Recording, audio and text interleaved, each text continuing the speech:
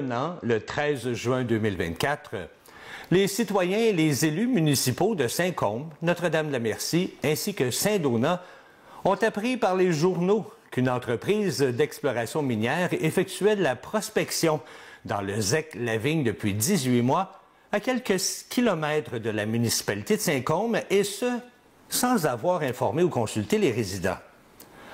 En réponse à cette menace minière, le 15 juin dernier, des citoyens se sont réunis pour élever leur voix devant ce projet qui ne bénéficie pas de l'acceptabilité sociale. Pour en parler, j'ai joint M. Benoît Laporte, qui était présent lors de ce rassemblement. Monsieur Laporte, bonjour. Bonjour. Monsieur Laporte, il s'est passé quelque chose le 15 juin dernier. Il y a eu un rassemblement à quelque part, et si je ne me trompe pas, c'est dans le coin de Saint-Côme, mais vous étiez présent. Expliquez-nous en quoi consistait ce rassemblement au juste. En fait, c'est un mouvement citoyen. Les gens se sont réunis de façon un peu spontanée, différents groupes de Saint-Côme et aussi de Saint-Alphonse-Rodriguez pour vraiment pour dénoncer le projet minier qui se trame depuis 2023 dans la municipalité de Saint-Côme, et les gens veulent faire savoir aux élus, veulent faire savoir à la population qu'il n'y a pas d'acceptabilité sociale au niveau d'exploitation éventuelle d'une mine à Saint-Côme. Et pourquoi que les gens ne sont pas en faveur de cette mine-là? Écoutez, Saint-Côme et Notre-Dame-la-Merci, ce sont deux municipalités vraiment là, axées sur la villégiature.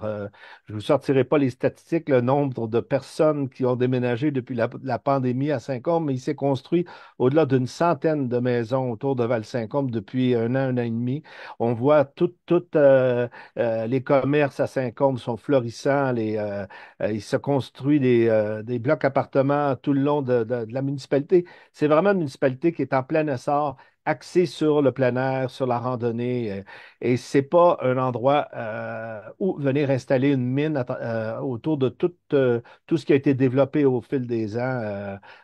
Puis surtout l'hiver, ça tourne autour du ski, de la motoneige. C'est pas un endroit. Il y a beaucoup d'autres endroits au Québec où les mines euh, sont demandés, que ce soit Abitibi-Témiscamingue ou la Côte-Nord, mais vraiment, la Naudière, c'est pas un endroit, surtout dans la Matawini, c'est pas un endroit à développer une mine. Mais est-ce que le développement de cette mine-là pourrait être fatal pour l'environnement et la faune aussi?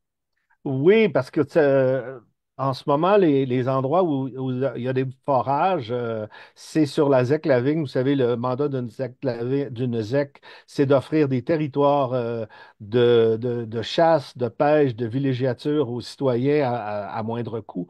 Et on parle ici de plus de, bon, on parle de 400 campeurs à l'année. On a 300 à 400 chalets ici. Je vous parle même pas à l'extérieur là, parce que c'est vraiment un endroit où les gens vont se ressourcer. Pendant la pandémie ici, c'était très populaire. Les gens venaient pêcher. Il y a 170 lacs, et où les forages ont lieu en ce moment, c'est un lac fantastique qui s'appelle le lac Provost-Cartier, où il y a de la truite qu'on appelle de l'omble chevalier, de l'Arctic Shark, qui est un lac exceptionnel qu'on doit protéger.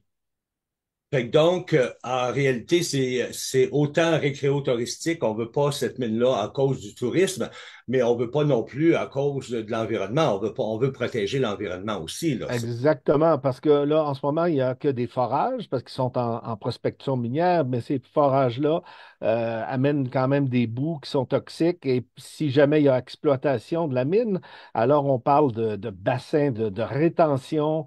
Et ces bassins-là, on le sait très bien, quand il y a des coups d'eau comme l'an dernier au mois d'août, ces bassins-là ont tendance à couler.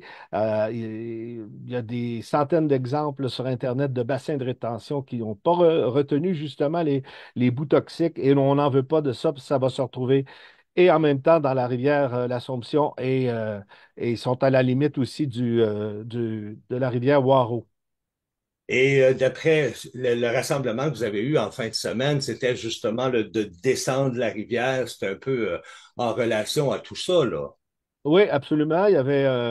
il y avait au-delà d'une cinquantaine de personnes qui descendaient la rivière avec la commandite du canot volant. Tout ça était gratuit, c'était très familial. Et on a vu au moins une vingtaine aussi d'autres canots qui se sont joints sans passer par le canot volant. C'était vraiment une fête, une fête très familiale et c'était très excitant de voir ces gens-là vraiment là, se mettre en lutte contre ce projet minier-là.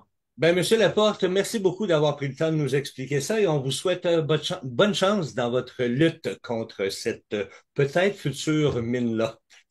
Merci, M. Bérubé. Je pense qu'on va l'avoir. On va gagner. On vous le souhaite. Merci à vous. Merci. Également la même journée, mais